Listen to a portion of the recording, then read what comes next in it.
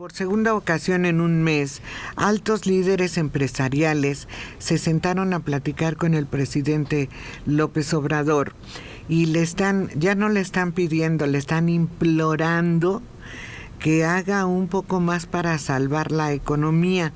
Decenas de miles de personas están perdiendo su empleo, advirtieron. Empresas pequeñas y medianas que dan trabajo a más del 70% de la fuerza laboral mexicana se estaban quedando sin dinero. Esto le dijeron en una primera reunión al presidente, y ahora le señalan nuevamente que es muy importante que se dé un apoyo a todas esas empresas, a todos esos negocios, para evitar los peores efectos económicos de la pandemia.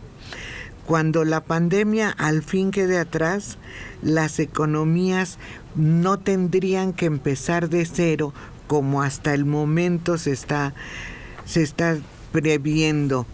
La peor crisis del siglo, dicen algunos empresarios.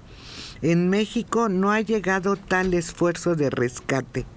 La pandemia podría llevar a un ajuste de cuentas económico peor del que México haya visto en un siglo. La peor del siglo, ¿cómo la ven? Así es clarísimo que así ocurre. A ver cuál es la reacción presidencial a este reclamo, por más que se haga en plan de súplica, que necesita la economía nacional, una economía que tiene coronavirus. Y lo que en muchos países están haciendo no se está haciendo en México, de crear facilidades mediante apoyos económicos a las empresas más grandes, apoyos económicos no que les den dinero, sino beneficios fiscales. Facilidades de pagar sus gastos operativos. Mario. Sí, porque pues no hay manera de obtener recursos adicionales de una economía estancada. O sea, no hay aquellos ingresos adicionales que tenía el Estado, que eran a través de sobre todo las paraestatales, el costo de los servicios que da el Estado. Todo eso son fuentes de financiamiento adicionales a las fiscales. Y en este momento están totalmente desplomadas. Se dice que los propios integrantes del gabinete le han hecho ese planteamiento al presidente, pero él insiste en que no, en que ni siquiera está tan mal la economía. ¿Qué hacemos los ricos?, preguntó alguien en una editorial. Bueno, aquí por un lado es la macroeconomía y la microeconomía, y hay que pensar que también en nuestro país hay mucho comercio informal, y todos los que están, o la mayoría de los que están en el comercio informal, no están dentro de un padrón que en algún momento podría recibir un tipo de ayuda, o que han recibido, porque hemos sabido de créditos que se han dado de 25,000 pesos o cantidades menores para sobrevivir durante este tiempo. Pero ya para reactivar la economía no se ve un plan que se tenga ya aprobado ni nada. O sea, va a ser como que a la suerte. Y, por ejemplo, todas estas personas que están dentro del comercio informal, ¿cómo podrían recibir alguna ayuda si no están establecidos en ninguna lista, en ninguna organización? Entonces va a estar canija la forma en cómo esto vuelva otra vez a tomar camino, a irse dando poco a poco. Mario.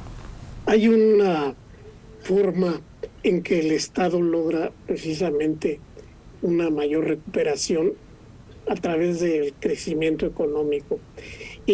Cuando se bajó el IVA, por algún motivo, en los años 90, el IVA fue reducido. y resulta que la recaudación total del IVA aumentó.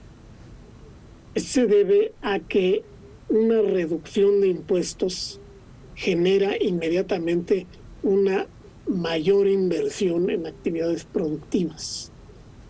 Esto fue advertido por varios economistas muy importantes de mediados del siglo XX.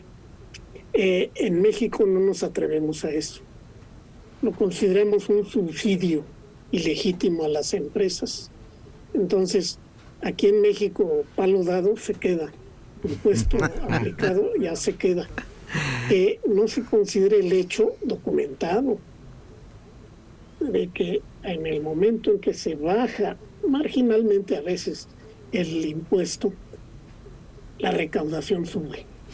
Oye, Mario, pues hay un senador muy cercano a Ricardo Monreal, el senador Eduardo Ramírez, de origen chiapaneco, que es precisamente lo que va a proponer esta semana ante el Pleno del Senado: disminuir del 16 al 10% el IVA. Y su argumento es que esto fomentará el consumo y reactivará la economía. Lo que tú estás diciendo, Mario. Es verdad, es uno de los efectos. Generalmente este tipo de medidas se complementan también con un incremento en los productos a los cuales se aplicará el IVA. Esa es la costumbre en todo el mundo. Se baja el IVA, pero se le aplica a cosas a las que antes no se le aplicaba. ¿Alimentos y medicinas? Alimentos y medicinas, en este caso. El problema de los alimentos es que se tendría que aplicar a alimentos no procesados. Y es muy difícil realizar el cargo de los dichos alimentos y sobre todo cobrarle a los expendedores.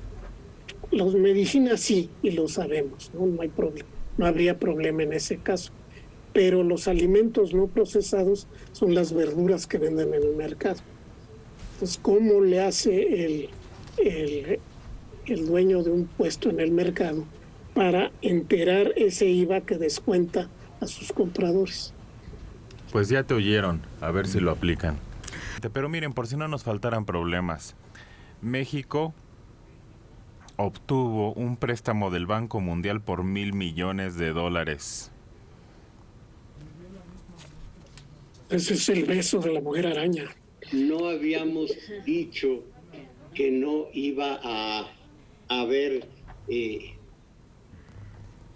préstamos ni encarecimiento de deuda externa ni nada.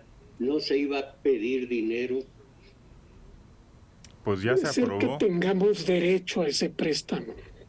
Es decir, no deja de ser préstamo. No, claro, pero un préstamo a un interés muy bajo en realidad es un subsidio, porque ese dinero puede ser dedicado a cosas mucho más productivas. Pero en fin, no quiero abundar en esto. El compromiso era no aumentar la deuda y no se está cumpliendo. Dijo López Portillo en su momento, los préstamos son una ventaja absoluta del país. Tenemos que aprovecharla. La solicitud la petición fue firmada el 13 de abril. Y sí, como dice Mario, teníamos menos. Hay antecedentes de un proyecto que era por 500 millones desde finales de enero. Como los bancos que le hablan a uno y le dice, oiga, tiene aquí usted una línea de crédito, tiene un préstamo personal, en fin. Pero el préstamo que se aprobó el 19 fue por el doble de recursos que se solicitaron, que se ofrecían. Entonces, échenle a ver cómo nos va. No, nadie regala el dinero. Es obvio que al ofrecernos el doble es que saben que nos pueden trincar. Pues sí, pero a ver con qué les pagamos, porque todas las calificaciones dicen que vamos en mal, Liliana.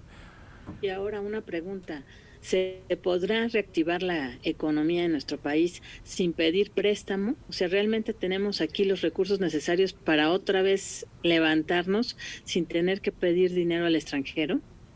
Pero no es para reactivar la economía del país, es para solventar los gastos del combate a la pandemia. A la pandemia. Y de las obras que se están construyendo, Mario, no olvides eso, que se está invirtiendo mucho dinero en eso.